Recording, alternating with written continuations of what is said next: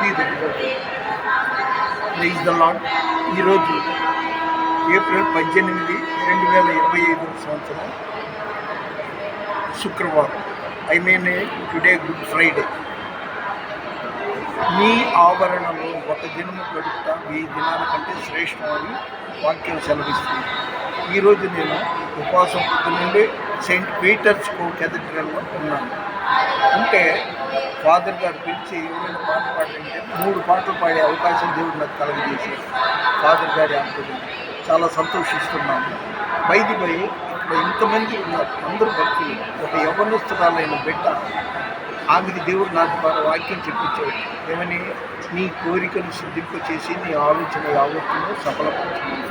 ఆమె కోరిక ఏంటో, బాగా డబ్బు కావాలో, మంచి ఫ్యూచర్ కావాలో మనకు తెలియదు. కానీ ఆమె కోరిక నెరవేర్చాలని మన ప్రార్థనలో జ్ఞాపకం చేస్తున్నాం. ఇదిగోండి, 1000 స్థుతుల్లో నేను 5000 సార్లు చదువుతున్నా. స్తుతి యాగము అర్పించేవాడు దేవుని మహిమపరుచుతున్నాడని కీర్తన 50:23. బయట మాట్లాడుకోవచ్చు. వాక్యం